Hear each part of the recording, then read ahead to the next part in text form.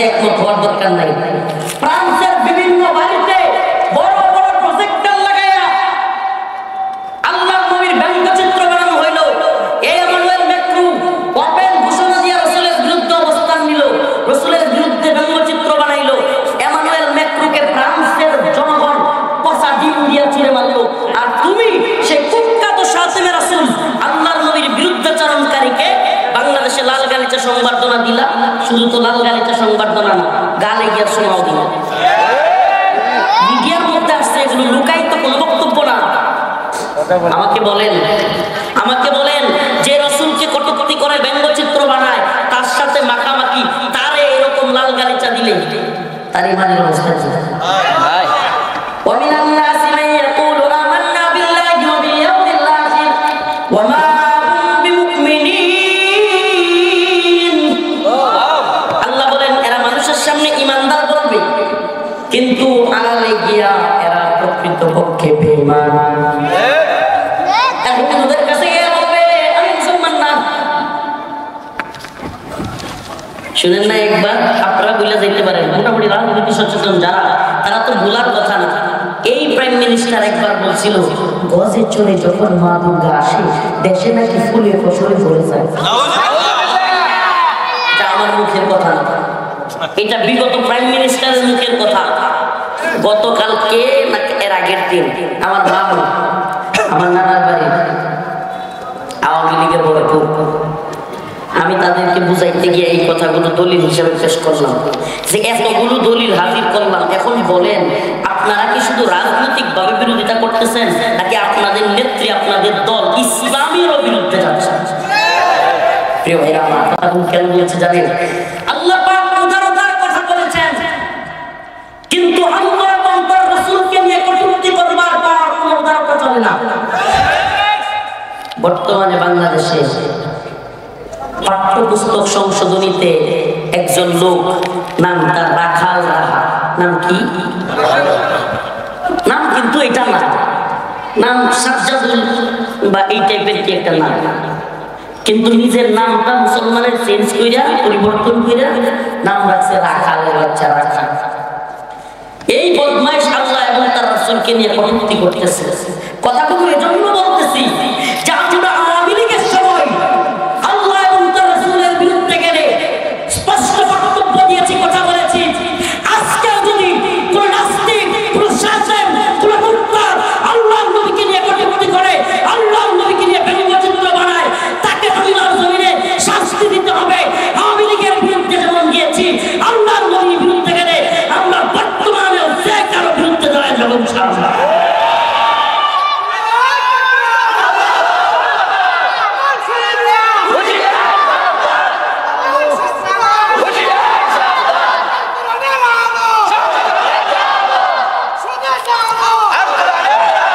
আমাদের বক্তব্য একেবারে ক্লিয়ার, মুমিনের বক্তব্য একেবারে ক্লিয়ার হওয়া চাই, পরিষ্কার। মুসলমান, কিভাবে হাসা তুমি তোমার রাসূলকে কটূক্তি করা হয়, কিভাবে তুমি কষ্ট না পেয়ে থাকতে পারো, তোমার আল্লাহকে নিয়ে কটূক্তি করা হয়।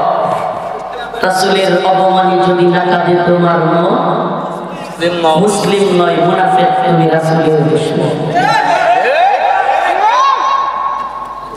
রাসূলের অপমান অন্তর না কাঁদতে পারে? বলেন পারে? আজকে মনে কিছু নিয়ে নিয়ে রাজনৈতিক নেতারা এখানে আসছেন, দুইটা কথা বলি। আল্লামা সাইদি রাহিমাহুল্লাহ জামাতের একজন শীর্ষস্থানীয় মানুষ ছিলেন এবং এদেশের বড় একজন আলেম। তাকে হত্যা করে হাসিনা জেল থেকে বের করছে। আমি কারাগারে শেষ 2 দিন আগে শাইখকে নিয়ে হসপিটালে যাওয়ার 2 দিন আগে আমাদের মেডিকেলে আসছিলেন। আমি যেখানে ছিলাম কারাগারে, শাইখ যেখানে থাকতেন এটাকে বলে কাশিমপুর 1 নম্বর কারাগার। আমি যেখানে থাকতাম এটা 2। কাশিমপুরের 4টা কারাগার, এর মধ্যে হসপিটাল, বড় হসপিটালটা ছিল 2 নম্বরে, আমি যেখানে থাকতাম। তো শাইখকে 2 দিন আগে এখানে নিয়ে আসা হয়েছিল। আচ্ছা বলেন, এই মানুষটাকে যদি এখন কেউ গালি দেয়, কটূক্তি করে, জামাতের লোকেরা সহ্য করবে? তাদের গায়ে লাগবে কি লাগবে না? এখানে যারা বিএনপির ভাইরা আছে যদি বর্তমানেও হাসিনার সময় যত বর্তমানেও কেউ জিয়াউর রহমান সাহেবকে নিয়ে কটূক্তি করে, গালি দেয়, ব্যঙ্গচিত্র বানায়, তাদের গায়ে লাগবে কি লাগবে না? আমাকে বলে আমার রাসূল সাল্লাল্লাহু আলাইহি ওয়াসাল্লামকে নিয়ে কেউ কটূক্তি করলে, তারা তো আল্লাহর নবীর উম্মত, তাদেরকে কটূক্তি করলে যদি আমরা কষ্ট পাই, তাহলে আল্লাহর নবীর নিয়ে কেউ গালি দিলে, কটূক্তি করলে আমাদের পরিচয় লাগার কথা না? জামাত ইসলাম বলেন, বিএনপির লোকেরা বলেন, বা বিভিন্ন দলের তাদের নেতাকে কিছু বললে তারা কি সহ্য করবে? বসে থাকবে? বাড়ির আশপাশের কেউ ওদের পিটাইতে যাবে। তা আমাদের উচিত উদারতা কি দেখে নেয়। ছোট্ট একটা ঘটনা বলি, আরো সহজে বুঝবেন উদারতা কি জিনিস। দেখেন হযরত ওমর রাদিয়াল্লাহু আনহু নরম মানুষ না গরম? হ্যাঁ, আল্লাহর রাসূল হাদিসের মধ্যে আসছে, খতিবরা, সকল খতিবরা জুমার খুতবায় এই অংশটা পড়ে, আর উম্মতি বিউম্মতি আবু বকর ওয়া আশাদুহুম ফি আমরিল্লাহি, মানে ওমর হলো শক্ত।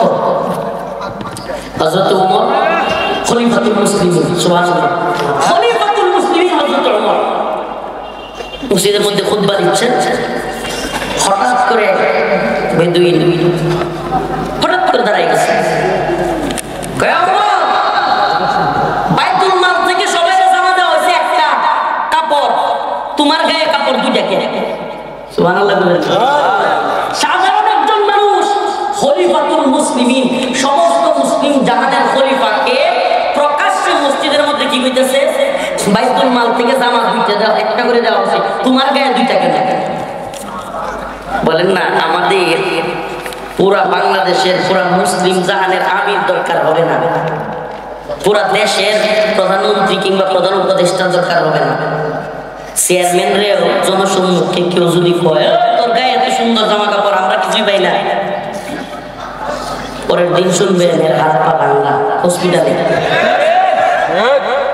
আর হাসিনার সময় হইলে আইনা করে। প্রিয় ভাইরা, অথচ খলিফাতুল মুসলিমিন হযরত ওমর, যার ব্যাপারে বলা হয় আশিদ্দা, শক্ত মানুষ, জালালি তবিয়তের মানুষ, অথচ হযরত ওমর প্রকাশ্যে জীবনকে নিজেকে ওনাকে এইভাবে ছোট করলো, ওনাকে এইভাবে প্রশ্ন করলো যে ওমর আপনার গায়ে জামা দুইটা কেন? মানে বাইতুল মাল, রাষ্ট্রের যে গোডাউন, সেখান থেকে প্রত্যেককে একটা করে কাপড় দেওয়া হয়েছিল, কিন্তু হযরত ওমরের গায়ে দুইটা ছিল।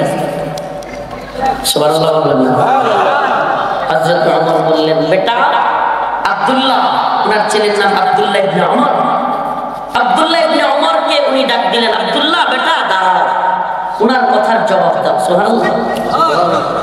হুমকি দমকি তো দূরের কথা, মার বোকাট্টু বলা তো দূরের কথা, উনি নিজে জবাবই দিলেন না, ছেলেকে দাঁড় করালেন, বেটা একটু দাঁড়াও। আব্দুল্লাহ ইবনে ওমর দাঁড়ায় বললেন, ভাই আমাদের গায়ে যেমন জামা একটা থাকার কথা, বাবার গায়েও একটাই ছিল, কিন্তু আজকে বিশেষ দিন, বাবা সবার সামনে বক্তব্য দিবে, আমি আমার গায়ের কাপড়টাও বাবাকে দিয়ে দিচ্ছি, আমি আমার গায়ের কাপড়টাও বাবাকে দিয়ে দিছি, এই জন্য বাবার গায়ে দুইটা। পুরা মুসলিম জাহানের খলিফা, নেতা, খলিফাতুল মুসলিমিন ধৈর্য ধারণ করলেন। এবার আসেন একটু ভিন্ন ঘটনা বলি। দুই লোক হযরত ওমরের কাছে বিচার নিয়ে গেছে, একটা হলো ইহুদি, আরেকটা হলো নামধারী মুসলমান, প্রকৃত মুসলমান নামধারী মুসলমান। বিচার নিয়ে গেছে, ইহুদি যে লোকটা আসে হযরত ওমরকে বলল, ইয়া ওমর, আপনার কাছে এই বিচার নিয়ে আসার আগে আমরা এই বিচারটা নিয়ে আরো দুইজনের কাছে গেছিলাম। কয়জনের কাছে? হযরত ওমর জিজ্ঞেস করলেন, ওই লোকগুলো কারা, কে কে? ওই ইহুদি লোকটা বলল, প্রথমে গিয়েছিলাম আমরা হযরত আবু বকরের কাছে, এরপরে আমরা গিয়েছিলাম মুহাম্মদুর রাসূলুল্লাহর কাছে।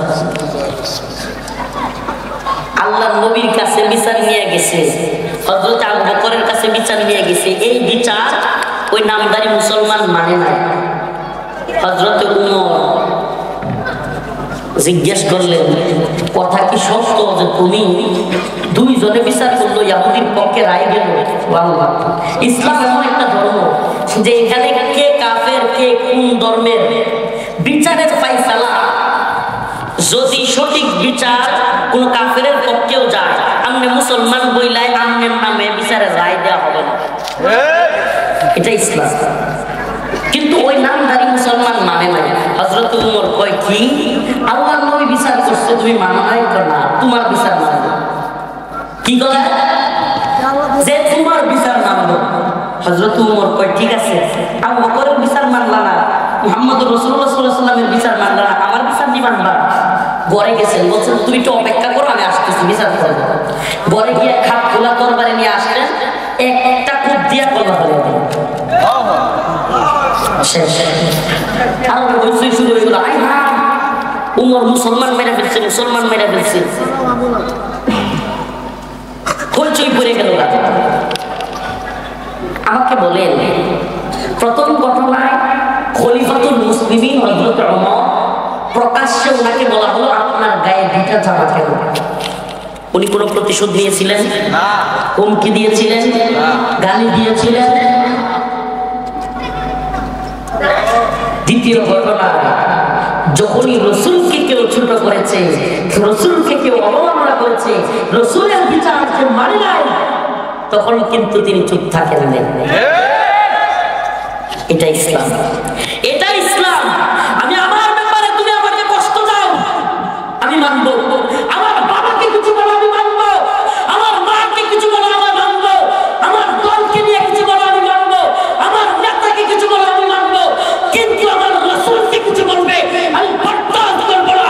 মান সাব্বা নাবিয়ান ফাকতুলু, আমার রাসূলকে যে গালি দিবে তার শাস্তি মৃত্যুদণ্ড, তার কল্লার মধ্যে গাল থাকবে না। এটা ইসলামের শিক্ষা।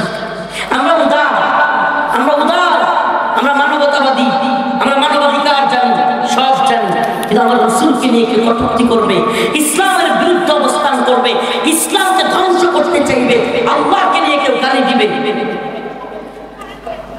আমরা কাউকে দেখবো না। আমাদেরকে যদি তখন আমাদেরকে যদি বলে হুজুররা পররাষ্ট্রনীতি বুঝে না, হুজুররা বহির্বিশ্বের অবস্থা বুঝে না, হুজুররা কূটনীতি বুঝে না, গোড়ার ডিম তুমি গিয়ে বুঝে। আমরা কূটনীতি বহির্বিশ্ব সব বুঝি, সব জানি, কিন্তু আল্লাহর নির্দেশটাও জানি। আল্লাহর রাসূলকে নিয়ে কটূক্তি করার পরে পুরো পৃথিবী আমার উপরে বোমা মারলো না, পুরো পৃথিবী আমাকে বোমা মেরে মিসাইল মেরে ধ্বংস করে দিল, দেখবার টাইম নাই। শাসন যে হোক আমরা তার বিরুদ্ধে দাঁড়াবো, প্রয়োজন হলে শাহাদাত বরণ করবো। ওয়াল্লাহি বিল্লাহি তাল্লাহি আল্লাহর কসম করে বলি, শাসন দুনিয়ায় থাকতে পারবে না, হয় আমরা থাকবো, না হলে শাসনকে আমরা অবশ্যই ওয়াজিবুল কদর মান সাব্বা নাবিয়ান ফাকতুলু, তাকে দুনিয়া থেকে আমরা সরিয়ে দিব, মৃত্যুদণ্ড সরকার দিবে, সরকার ব্যর্থ হলে জনগণ আইন নিজের হাতে করে দেবে। কথা একবারে পরিষ্কার। আমরা আপনাদের উপর ছেড়ে দিলাম, রাখাল রাহা আল্লাহর নবীকে নিয়ে আল্লাহকে নিয়ে কটূক্তি করেছে, আমরা আপনাদের কাছে ছেড়ে দিলাম, বিচার করেন, আইনের আওতায় নিয়ে আসেন, তাকে উপযুক্ত বিচার শাস্তি দেন, কিন্তু বিচার করবেন না, মত মত বলে চিল্লাবেন।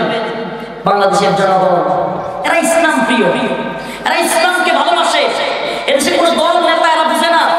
যত বড় নেতা আছেন এলাকার ইমাম সাহেব গিয়া থাপ্পড় দিয়ে দেখেন আপনার হাত, এই জনগণ নামাজ না পড়তে পারে, নেশা করতে পারে, যদি শুনে এলাকার ইমাম সাহেব অমুক নেতা মারছে ওর হাত ভাঙিয়ে দেবে। এদেশের মুসলমানের যে সিনাই সিনাই, এদেশের প্রত্যেকটা মুসলমানের রক্তের ভিতরে ইসলাম আছে। আমরা সব সহ্য করবো, আমরা সব মানবো, কিন্তু ইসলামের বিরুদ্ধে আমার রাসূলকে কেউ কিছু বলবে, আমার আল্লাহকে নিয়ে কটূক্তি করবে, আমরা এগুলো সহ্য করবো। অতএব মুসলিমদের নেতৃত্ব দিতে হইলে এই দেশটা মুসলমানদের, এই দেশটার নেতৃত্ব যদি দেওয়ার খায়সাত থাকে, মুসলমানদের পালস বুঝতে হবে, মুসলমানদের আবেগ বুঝতে হবে। আপনি জাতিকে নেতৃত্ব দিতে হলে জাতির পালস না বুঝলে, হাসিনা যেমন বিতাড়িত হয়েছে আপনিও বিতাড়িত হবেন, কারণ জাতির পালস আপনাকে বুঝতে হবে। জাতি এটা সহ্য করে না। আমার বলেন, আপনি এখন পররাষ্ট্রনীতি বহির্বিশ্ব বাক স্বাধীনতা এটা সেটা বলতেছেন, আপনার তো আগে উচিত ছিল যেন নবীরে নিয়ে আল্লাহরে নিয়ে কেউ কিছু না বলে, ওই জায়গাটা বন্ধ করে দাও। আমাদের মুসলমানদেরকে কোনোদিন কোন ধর্মের ধর্মগুরু কিংবা তাদের ইয়াদেরকে নিয়ে গালাগালি করতে শুনছেন? তাহলে আমাদের ধর্মের আমার আল্লাহকে আমার মুসলিমকে নিয়ে কটূক্তি কেন করবে? আগে ওই জায়গাটা বন্ধ করেন। বলবেন মুসলমানদের আবেগ বেশি, তারা কিছু বললে পুরো পৃথিবী চেপে যায়। তুমি কি শিখলা? তুমি কি দেখলা? টাকার মধ্যে বাবার ছবি, ভাস্কর্য, রাস্তার মোড়ে মোড়ে মূর্তি, আদালতে, অফিসে, স্কুলে, কলেজে, ভার্সিটিতে বাধ্যতামূলক বাবার ছবি লাগানো, পুলিশের, র্যাবের, সেনাবাহিনীর বুকের মধ্যে বল্টু লাগাইয়া বাপের ছবি লাগানো। এত চেষ্টা করে 17 বছরে 17 মিনিট যাইতে পারে নাই। মূর্তি ধরে মারো টান, মুজিব হয়ে গেছে খান খান। কল্লা ধরে মারো টান, মূর্তি হয়ে গেছে গা খান খান। পুরা পৃথিবীতে একটা মূর্তি নেই, একটা ভাস্কর্য নাই, একটা ছবি নাই, কোন জায়গায় একটা লেমিনেটিং করা, পেইন্টিং করা কোনো কিছু নাই। অথচ এখনো পৃথিবীতে একটা বিন্দু পরিমাণ কটূক্তি করলে পুরা পৃথিবীর শত শত কোটি মুসলমান একসাথে অন্তরে আগুন জ্বলে যায়, পৃথিবীকে কাঁপড়া দেয়। পৃথিবীর কোন নেতা কোন ক্ষমতাধর বলল দেখবার সময় হয় না, অথচ পৃথিবীর কোন ছবির দরকার হয় না। এই ভালোবাসা কলিজা থেকে আসে। এই ভালোবাসা হালুয়া রুটি সিঙ্গারা পুরি দিয়া কিন্না আনা কর্মী দিয়া হয় না। এই ভালোবাসা সিঙ্গারা পুরি হালুয়া রুটি কর্মী দিয়া হবে না। এই ভালোবাসা সুবহানাল্লাহ কন্যা মুহাম্মদুর রাসূলুল্লাহ সাল্লাল্লাহু আলাইহি সাল্লামের পুরো পৃথিবীতে একটা মূর্তি আছে, একটা ভাস্কর্য, একটা প্রিন্টিং করা ছবি, কিছুই নাই। অথচ রাসূলকে নিয়ে এখনো কোন দেশের কোন বড় নেতা হোক আর যেই হোক, দেখেন নাই নুপুর শর্মা ইস্যুতে ভারতে সুবহানাল্লাহ পুরা পৃথিবীতে ভারতীয় পণ্য বয়কটের ডাক আসছিল। দুবাই, কাতার, বাহরাইন, মিশর, বাংলাদেশ সহ সকল দেশে ভারতীয় মিডিয়া, ভারতীয় পণ্য সব মিলে ফিকে ফেলে দিয়ে হচ্ছিল। ভারতের কম্পন শুরু হয়েছিল। মুসলমান, এটার নাম ভালোবাসা, এটার নাম দ্বীন, এটার নাম ঈমান। আমি আমার রাসূলের সামনে দাঁড়াবো, আমাকে রাসূল উম্মত বলে হাউজে কাউসারের পানি পানি করাবে, আর আমার দেশে এতগুলো মুসলমান থাকতে আমার রাসূলকে নিয়ে কটূক্তি করবে, এটা সহ্য করা যায় না। কি মুখ নিয়ে আমরা দাঁড়াবো? কি মুখ নিয়ে? আপনারা জানেন হাদিসের মধ্যে আসছে, আমরা যখন বাংলাদেশে বসে দুরূদ পড়ি, ফেরেশতাগণ এই দুরূদটা কোথায় পাঠায়? জানেন তো কোথায়? বলেন না। মদিনায় পাঠায় কি পাঠায় না? আমাকে বলেন, ফেরেশতা যখন বাংলাদেশ থেকে দুরূদ নিয়ে যাবে, আল্লাহ রাসূল যদি জিজ্ঞেস করে তুমি কোথা থেকে আসলা, আর রাসূল যদি জানতে পারে যে উম্মত যেখান থেকে দুরূদ পাঠাচ্ছে ওখানে রাসূলকে কটূক্তি করতেছে, এত কোটি কোটি উম্মত থাকতে আল্লাহ নবী কি সহ্য করবেন? আল্লাহ আরশ সহ্য হবে? বুঝতেছেন বিষয়টা? অনুধাবন করতে পারতেছেন? এই জন্য এই জায়গাটাকে বন্ধ করে দিতে হবে। আমরা বলি রাজনৈতিক নেতাদেরকে বলি, আপনারা যারা রাজনৈতিক নেতা কর্মী আছেন প্রত্যেকে অন্তরে বিষয়টা অনুধাবন করেন যে আমরা যে যে দলই করি না কেন, যদি মুসলিম হয়ে থাকি, আমরা আগামী দিনে অচিরেই আল্লাহর নবীকে কটূক্তি করলে বাংলাদেশে অবশ্যই এই রায় দিতে হবে, মুসলমানদের প্রাণের দাবি, আল্লাহর নবীকে যেই কটূক্তি করবে তার মৃত্যুদণ্ড দিতে হবে। একটা বন্ড বদমাইশ 5 বছরের নিয়ে কিছু বলবার সাহস করবে? পরিস্থিতি উত্তপ্ত হবে না, পরিস্থিতি সুন্দর থাকবে। এই জন্য রাজনৈতিক নেতৃবৃন্দ আছেন কিংবা সাধারণ জনতা, সকলের প্রাণের দাবি হওয়া উচিত আমার রাসূলকে নিয়ে কেউ গালি দিলে, কটূক্তি করলে আমি দেখবো না সে কে, আমি দেখবো সে আল্লাহর নবীর বিরুদ্ধে, আমিও তার বিরুদ্ধে। সে কত বড় নেতা, কত বড় দল, কত বড় নেত্রী, এগুলো দেখবার সময় আমাদের, কারণ মুহাম্মাদুর রাসূলুল্লাহ ওয়াল্লাযীনা মা'আহু আশিদ্দাউ আলাল কুফফার রুহামাউ বাইনাহুম। আল্লাহর নবীর ব্যাপারে আল্লাহ বলেছেন তিনি মুমিনদের ব্যাপারে নরম, কিন্তু কাফের মুশরিকদের বিরুদ্ধে আশিদ্দাউ আলাল কুফফার তিনি খুবই শক্ত। আরেকটা ছোট্ট ঘটনা বলি, হযরত আবু বকর, ওনার ব্যাপারে সবাই কি জানি আমরা? গ্রহণওয়ালা ধর্মওয়ালা মানুষ। একদিন আল্লাহ রাসূল সাল্লাল্লাহু আলাইহি ওয়াসাল্লামের কাছে এক লোক এসে বিচার দিল, ইয়া রাসূলুল্লাহ, আবু বকর আমার মারছে। আল্লাহ নবীকে কি বলো, আবু বকর তোমার মারছে? সুবহানাল্লাহ, কি সে হযরত আবু বকরকে ডাকলেন, ইয়া আবু বকর, আপনি নাকি তারে মারছেন? আল্লাহ রাসূল, সে আমার আল্লাহর ফকির বলছে। সুবহানাল্লাহ, আমি সহ্য করতে পারি না। নাউযুবিল্লাহ, যে আমার আল্লাহরে ফকির বলছে, এটা আমি সহ্য করতে পারি না, আমি মাইরে আসছি। চিন্তা করা হলো, আবু বকরের মতো নরম মানুষ, এমন নরম, অথচ আল্লাহরে নিয়ে কটূক্তি করছে, আল্লাহরে ফকির বইলা তুচ্ছতাচ্ছিল্য করতে সহ্য করতে পারে না। তার মানে আমরা নরম, দরদ আছে, সব আছে। আমাদের উদাহরণটা অনেকটা হবে চিকিৎসকের মতো। চিকিৎসক ছিলেন না? চিকিৎসক দেখবেন যখন ডাক্তার চিকিৎসক রোগী দেখতে যায়, জি আসসালামু আলাইকুম, কেমন আছেন, শরীরটা কেমন, সালাম দিয়ে মুচকি হাসি দিয়ে কথা বলে, কি বলে না বলে? রোগীটা অর্ধেক ভালো হয়ে যায় চিকিৎসকের ভালো ব্যবহার থেকে।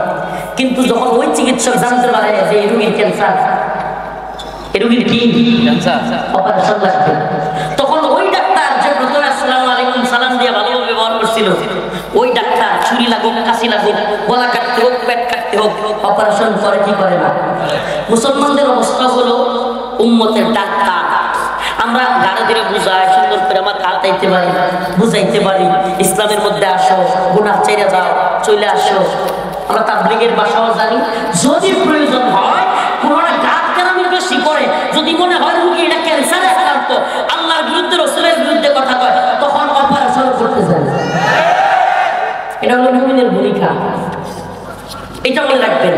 নরম গরম, দিনের জন্য নরম, দিনের জন্য গরম। এটা আমাদেরকে আল্লাহ মাফ করুক, কথাটা বলতাম না ব্যক্তিগতভাবে। আমাদেরকে মঞ্চে তো একরকম দেখেন, একটু বাড়িতে কখনো গিয়ে একটু বুঝলো।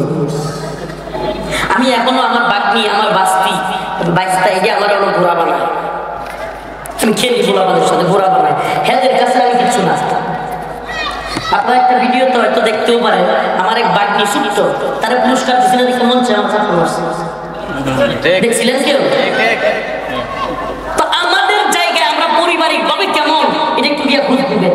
কিন্তু দ্বীনের ব্যাপারে আল্লাহ নবীকে নিয়ে আল্লাহর কেউ কিছু বললে আমরা সহ্য করব না। ব্যক্তিগতভাবে আমার কিছু বলেন, কিন্তু আমি সহ্য করব, আল্লাহ এবং তার রাসূলকে নিয়ে সহ্য করব। আমি আজকের আলোচনাগুলো এখানে ইতি টানবো, কিন্তু এই মেসেজটা আপনাদের কানে কানে আমার পৌঁছে দেওয়ার দায়িত্ব। যে রাখাল রাহা নামের এক বদমাইশ পাঠ্যপুস্তক সংশোধনীতে, এখন তো হাসিনা নাই, এখন কি বলবেন? এখন তো হাসিনা নাই। এখনো যদি রাসূলের কটূক্তি কইরা কেউ পাঠ্যপুস্তকের সংশোধনীতে থাকে, তাহলে এই ব্যর্থতা আমাদের। এই ব্যর্থতা বর্তমান যারা ক্ষমতায় আছে, কিংবা বর্তমানে যারা আমরা ভালো অবস্থানে আছি, আমাদের প্রত্যেকের এটা ব্যর্থতা। অতএব তাকে শাস্তি দিতে হবে, তাকে শাস্তি দিতে হবে, তাকে শাস্তির আওতায় আনতে হবে। আমরা রাসূলকে ভালোবাসি, আল্লাহর দ্বীনের জন্য, আল্লাহর জন্য, ঈমানের জন্য আমরা কুরবান হয়ে যাব, কিন্তু কাউকে বিন্দুমাত্র ছাড় দেব না। আমরা ভারতের গোলাম নই, আমেরিকার গোলাম নই, ইসরায়েলের গোলাম নই। আমরা ভয় করি আল্লাহকে, ভারতের হুমকি ধমকির পূর্ব আমরা করি নাসরুল মিনাল্লাহ ওয়া ফাতহুল করিব ওয়া বাশশিরিল মুমিনিন। খাস করে দোয়া করবেন। গত মাহফিলে এসে এই যে পাশেই জ্বর উঠে গেছিল, শরীরটা অসুস্থ, এরপরে অনেকক্ষণ কথা বললাম, খাস করে দোয়া চাই, বিদায় নিলাম। আসসালামু আলাইকুম ওয়া রাহমাতুল্লাহ।